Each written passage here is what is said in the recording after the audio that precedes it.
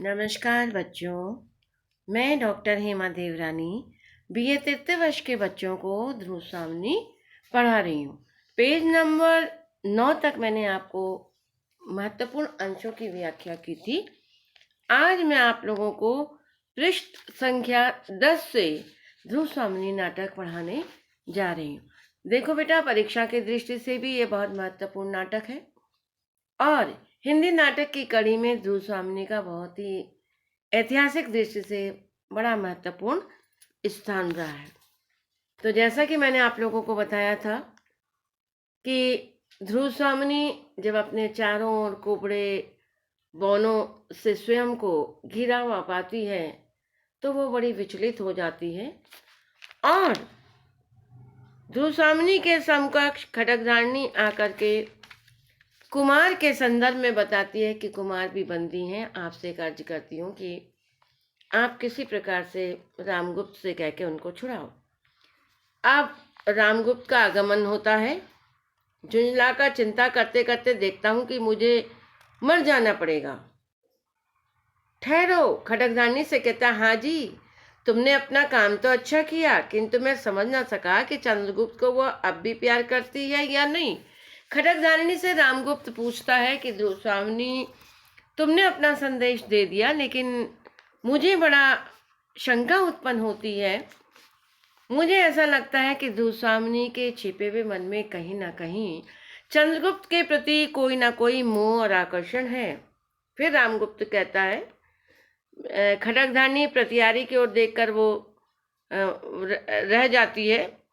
रामगुप्त प्रतिहारी की ओर क्रोध से देखता हुआ, तुमसे मैंने कह दिया ना कि कभी मुझे अवकाश नहीं, ठहर कर आना। प्रतिहारी, राजाधिराज, शकों में किसी पहाड़ी राह से उलझकर नीचे का गिरिपथ रोक लिया है। हम लोगों के शिविर का संबंध राजपथ से छूट गया है। शकों ने दोनों ओर से घेर लिया है। प्रतिहारी को जब रामगुप्त रोकता है और टोकता है कि मैंने कहा था थोड़ी देर में आना, तुम बीच में क्यों आ गई, तो अचानक प्रतिहारी उस विपत्ति की सूचना को रामगुप्त के समकक्ष रखता है कि शकों के द्वारा दोनों ही ओर से घेर लिया गया। रामगुप्त, दोनों ओर से घेरा रहने में शिविर और भी सुरक्षित है मूर्ख, चुप रह। खड्गधारणी से, तो ध्रुव देवी क्या मन ही मन चंद्रगुप्त को है ना, मेरा संदेश ठीक है। तो खड्गधारणी से रामगुप्त अपने मन की बात को कह देता है कि मुझे ऐसा लगता है कहीं ना कहीं अब भी ध्रुव स्वामिनी मन के किसी छिपे हुए कोने से चंद्रगुप्त से स्नेह रखती है या प्यार करती है। प्रतिहारी, हाथ जोड़कर, अपराध क्षमा हो देव, अमान्य युद्ध परिषद में आपकी प्रतीक्षा कर रहे हैं। मैं आपसे कुछ कहने जा रहा हूं, उसके लिए मैं आपसे क्षमा चाहता हूं। रामगुप्त, हृदय पर रखकर, युद्ध तो यहाँ भी चल रहा है, देखती नहीं, जगत की अनुपम सुंदरी मुझसे स्नेह नहीं करती और मैं हूँ उस देश का राजाधिराज। प्रतिहारी जब युद्ध के संदर्भ में चर्चा करने के लिए रामगुप्त के सामने प्रस्ताव रखता है तो रामदेव विचलित हो जाता है और युद्ध के यथार्थ को बिंबित करते हुए कहता है कि मैं बाहरी युद्ध की चर्चा नहीं कर रहा हूँ, मैं आंतरिक संघर्ष की चर्चा कर रहा हूँ, आंतरिक युद्ध की बात कर रहा हूँ। यह आंतरिक युद्ध मेरे अंतःकरण में चल रहा है। क्यों चल रहा है? क्योंकि ध्रुव सावनी मेरी विवाहिता हो चुकी है, लेकिन कहीं ना कहीं क्योंकि बलात् रूप से उसने विवाह ध्रुव सावनी से किया था और ध्रुव सावनी चंद्रगुप्त से प्रेम करती थी, जिससे उसकी सगाई हुई थी। इसलिए रामगुप्त को एक शक है, अविश्वास है ध्रुव सावनी के प्रति, इसलिए वो कह रहा है कि युद्ध बाहरी नहीं, युद्ध मेरे अंतःकरण में भी है, मेरे मन में भी संघर्ष उत्पन्न हो रहा है, क्योंकि संसार की सबसे सुंदरतम स्त्री जो है वह मेरे से प्रेम नहीं रखती है और मैं इस देश का राजा हूँ। प्रतिहारी, महाराज, शकराज का संदेश लेकर एक दूत भी आया है। इतना ही नहीं कि शकों ने घेरा ही नहीं है, एक संदेश भी भेजा है। रामगुप्त, किंतु ध्रुवदेवी, उसके मन में टीस है। कुछ सोचकर, जो स्त्री दूसरों के शासन में रहकर प्रेम किसी अन्य पुरुष से करती है उसमें एक गंभीर और व्यापक रस उद्वेलित रहता होगा, वही तो नहीं जो चंद्रगुप्त से प्रेम करेगी, वह मंत्री न रह जाने कब चोट कर बैठे। भीतर भीतर न जाने कितने कुचक्र घूमने लगेंगे। खड्गधारिणी से सुना ना, ध्रुव देवी से कह देना चाहिए कि वह मुझे मुझसे ही प्यार करे, केवल महादेवी बन जाना ठीक नहीं, क्योंकि ध्रुव सामनी को रामगुप्त के राजाधिराज बनते ही महारानी के पद से अभिषिक्त कर दिया गया। रामगुप्त के अंतःकरण में, रामगुप्त के मन में ध्रुव सामनी के प्रति एक संदेह है। वो बराबर इस बात को जानता है कि ध्रुव स्वामिनी जो है वो चंद्रगुप्त से स्नेह करती है, प्रेम रखती है। मेरे शासन में रहते हुए भी वह प्रेम किसी अन्य पुरुष से करती है। यह बात ही मेरे मन में संघर्ष उत्पन्न करता है, उद्वेलन उत्पन्न करता है। इसीलिए वह स्त्री कभी भी मेरे जीवन को धोखा दे सकती है।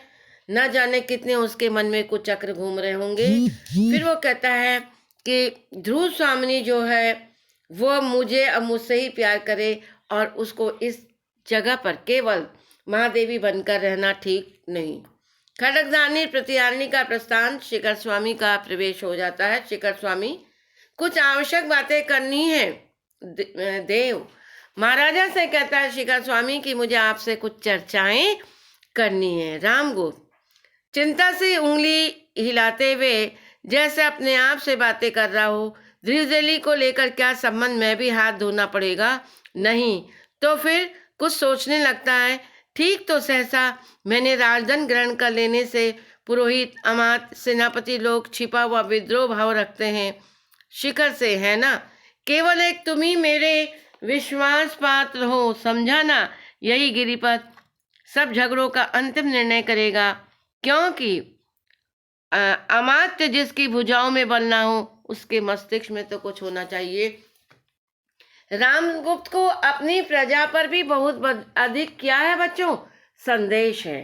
तो रामगुप्त शिखर स्वामी से बराबर अपने मन की बात को कहता है कि केवल इस राज्य में अमात्य पुरोहित के रूप में तुम ही क्या हो, मंत्री के रूप में तुम पर ही मेरा विश्वास टिका हुआ है और यहाँ पर न जाने क्या हो जाए। तो इसलिए वो कह रहा है कि अमात्य मंत्री जिसकी भुजाओं में शक्ति ना हो उसके मस्तिष्क में अवश्य बल होना चाहिए, ताकत होनी चाहिए, सोचने समझने की निर्णय शक्ति होनी चाहिए। बहुत सुंदर सूक्ति है कि जिसकी भुजाओं में बल ना हो उसके मस्तिष्क में तो कुछ होना ही चाहिए। यानी बुद्धि बल से व्यक्ति कोई ना कोई सुखद निर्णय तक पहुंच सकता है। रामगुप्त का कथन शिखर स्वामी के प्रति। शिखर स्वामी एक पत्र देकर पहले इसे पढ़ लीजिए। रामगुप्त पत्र पढ़ते पढ़ते आश्चर्य से चौंक उठता। चौंके मत, यह घटना ऐसी आकस्मिक है कि कुछ सोचने का अवसर नहीं। रामगुप्त उठाकर है तो ऐसा ही, किंतु एक बार मेरे प्रतिकूल भी नहीं, मुझे इसकी संभावना पहले से भी थी। शिखर स्वामी आश्चर्य से हैं, तब तो महाराज ने अवश्य कुछ सोच लिया होगा। मेघ संकुल आकाश की तरह जिसका भविष्य घिरा हो उसकी बुद्धि की तो बिजली के समान चमकना ही चाहिए। बड़ी सुंदर पंक्तियां हैं व्याख्या के लिए कि रामगुप्त जब कहता है कि इस बात की जो पत्र आया है इसमें चौंकने की आवश्यकता नहीं है, इसमें मुझे संदेह पहले से ही था। तो शिखर स्वामी कहता है कि आपने इसका निर्णय भी सोच लिया होगा जब चारों ओर बादल घिरे रहते हों, ऐसे समय में जिसका भविष्य भी उस बादलों के समान होता है, जिसकी बुद्धि को तो बिजली के समान चमकना चाहिए। त्वरित निर्णय की शक्ति आपके मानस में होनी चाहिए। रामगुप्त कह दूं, सोचा तो है मैंने, परंतु क्या तुम समर्थन करोगे? यह विचार मेरे मन में पहले से ही आया था मेरी बात का, क्या तुम अमात्य समर्थन करोगे?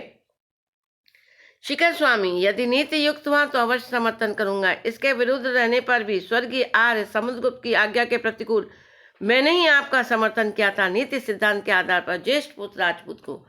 देखिए, मैंने स्वर्गीय समुद्रगुप्त के मान सम्मान का भी निरादर किया था और नीति सिद्धांत के आधार पर मैंने ज्येष्ठ पुत्र रामगुप्त आपके राज्यारोहण के लिए पूर्णतः आपका समर्थन किया था। बात काटकर रामगुप्त वह तो मैं जानता हूँ, किंतु इस समय जो प्रश्न सामने आया है उस पर विचार करना चाहिए। तुम तो जानते हो कि मेरी इस विजय यात्रा का कोई गुप्त उद्देश्य है। उसकी सफलता भी सामने दिखाई पड़ रही है। थोड़ा सा साहस चाहिए। वह क्या? रामगुप्त, शक दूर संधि के लिए जो प्रमाण चाहता है उसे स्वीकार न करना चाहिए।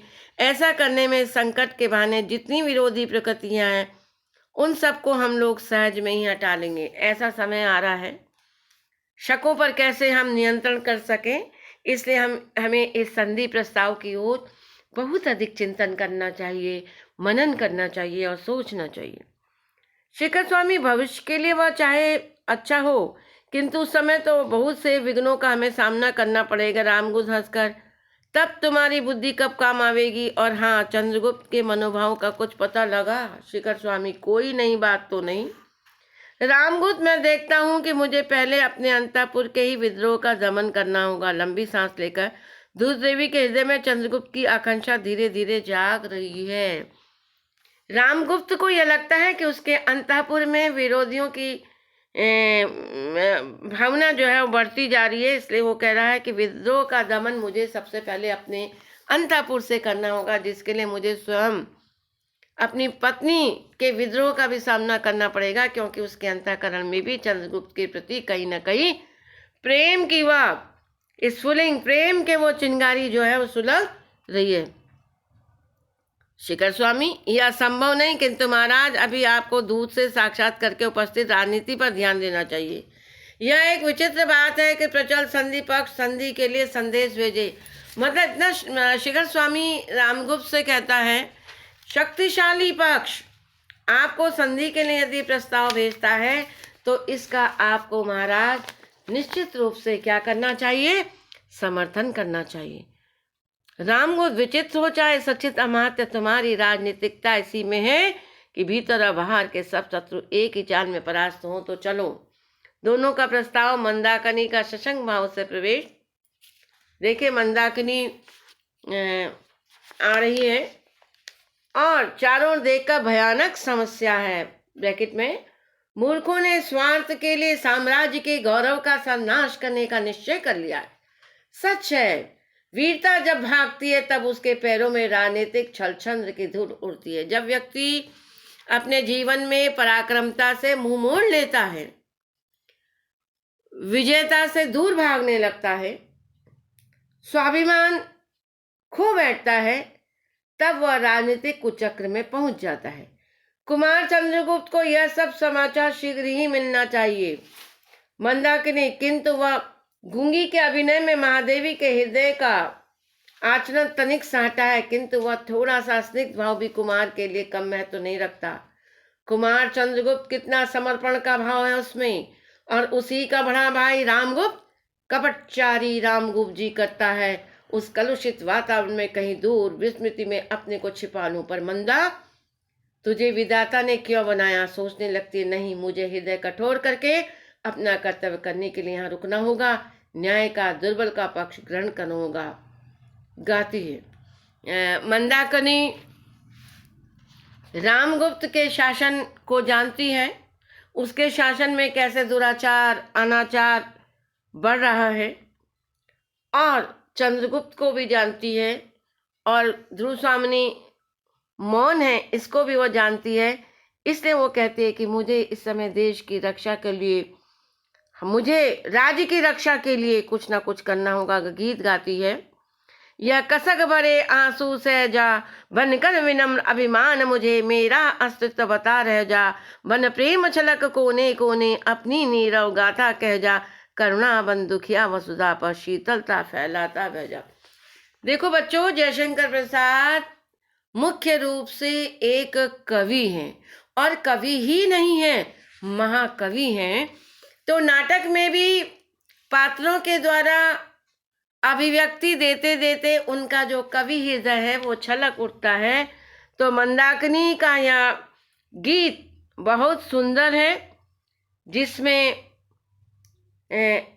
दुखती रग को पहचानते हुए करुणा की शीतलता को फैलाने की वो चर्चा करती है।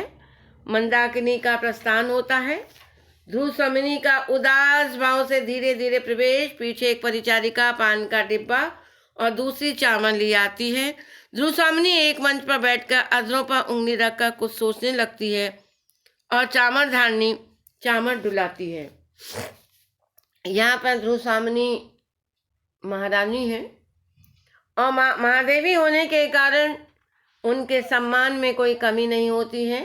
खड्गधारिणी परिचारिकाएं आती हैं और चमर हिला करके उनका स्वागत करती हैं। ध्रुव स्वामिनी दूसरी परिचारिका से, हाँ क्या कहा? शिखर स्वामी कुछ कहना चाहते हैं? कह दो, कल सुनूंगी, आज नहीं। परिचारिका, जैसी आज्ञा। तो मैं कह जाऊं कि असत क्या मात्र से कल महादेवी बातें करेंगी? ध्रुव स्वामिनी कुछ सोचकर, ठहरो, वह गुप्त साम्राज्य का आते हैं, उससे आज ही भेंट करना होगा। हाँ, यह बताओ, तुम्हारे राजकुल में नियम किया है, पहले अमांत की मंत्रणा सुननी पड़ती है, तब राजा से भेंट होती है।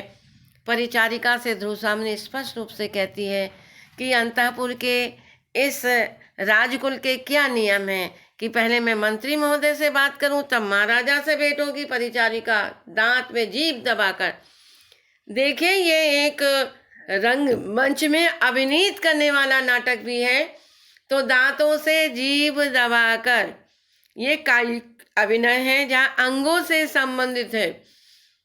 ऐसा नियम तो मैंने नहीं सुना। यह युद्ध शिविर है ना, परम भट्टारक को अवसर न मिला होगा। महादेवी, आपको संदेह न करना चाहिए। परिचारिका कहती है कि ये क्या है? युद्ध शिविर है, और युद्ध शिविर में महाराजा को समय न मिलने के कारण ऐसी स्थिति आई होगी। ध्रुव स्वामिनी, मैं महादेवी ही हूं ना। यदि यह सत्य है, क्या तुम मेरी आज्ञा से कुमार चंद्रगुप्त को यहाँ बुला सकती हो? मैं चाहती हूँ कि अमात्य के साथ ही कुमार से कुछ बातें कर लूँ। तुम मंत्री के साथ में बात कर लूंगी, तुम चंद्रगुप्त को भी बुला लो। परिचारिका, क्षमा कीजिए, इसके लिए तो पहले अमात्य से पूछना होगा। ध्रुव स्वामिनी क्रोध से उसकी ओर देखने लगती है और पान का डिब्बा रखकर चली जाती है। एक बोने का, कुबड़े का और हिजड़े के साथ प्रवेश। अब ये बताया गया है कि महारानी के प्रेम में बाधा उत्पन्न करने के लिए उसके चारों ओर कुबड़े बौने रहते हैं। इसीलिए ध्रुव स्वामिनी जब देखती है कि अचानक एक बौने और कुबड़े और हिजड़े का प्रवेश होता है, कुबड़ा, युद्ध, भयानक युद्ध। बौना, हो रहा है कि कहीं होगा मित्र? हिजड़ा, बहनों यहीं युद्ध करके दिखाओ ना, महादेवी भी देखें। बौना कुबड़े से, सुनता हूँ रे, तू अपना हिमाचल इधर कर दे, मैं दिग्विजय करने के लिए कुबेर पर चढ़ाई करूंगा। उसकी कुबड़ दबाता है, कुबड़ा अपने घुटनों और हाथों के बल बैठ जाता है। हिजड़ा कुबड़े की पीठ पर बैठता है। बौना एक मोरछल लेकर तलवार की तरह उसे घुमाने लगता है। हिजड़ा, अरे या तो मैं हूं नलकुबर की बधू, दिग्विजय वीर, क्या तुम स्त्री से युद्ध करोगे? लौट जाओ, कल आना। मेरे ससुर और आर्य पुत्र दोनों ही उर्वशी और रंभा के अभिसार से अभी नहीं आए। कुछ आज ही तो युद्ध करने का शुभ मुहूर्त नहीं है। बौना मोरछल से हटा घुमा हुआ, नहीं, आज ही युद्ध होगा। तुम स्त्री नहीं हो, तुम्हारी उंगलियां तो मेरी तलवार से अधिक चल रही हैं। कुबर तुम्हारे नीचे है, तब मैं कैसे मान लूं कि तुम ना तो नलकुबर हो और न कुबेर। तुम्हारे वस्त्रों से मैं धोखा ना खाऊंगा। तुम पुरुष हो, युद्ध करो। हिजड़ा उसी तरह मटकते हुए, अरे मैं स्त्री हूं बहनों, कोई मुझसे ब्याह भले कर सकता है, लड़ाई में क्या जानूं। दासी के साथ शिखर स्वामी का प्रवेश, अमात्य का प्रवेश हो चुका है। शिखर स्वामी महादेव की जय हो, महादेवी की जय हो। दूसरी ओर से एक युवती दासी के कंधे का सहारा लिए कुछ कुछ मदिरा के नशे में रामगुप्त का प्रवेश। मुस्कुराता हुआ बोने का खेल देखने लगता है। ध्रुव स्वामिनी उठकर खड़ी हो जाती है और शिखर स्वामी रामगुप्त को संकेत करता है। रामगुप्त कुछ भर्राए हुए कंठ से, महादेवी की जय हो। ध्रुव स्वामिनी, स्वागत महाराज। रामगुप्त एक मंच पर बैठ जाता है और शिखर स्वामी ध्रुव स्वामिनी के इस उदासीन शिष्टाचार से चकित होकर सिर खुजलाने लगता है। आज ये 14 पृष्ठ है, इतना ही मैं आप लोगों को पढ़ाऊंगी। तो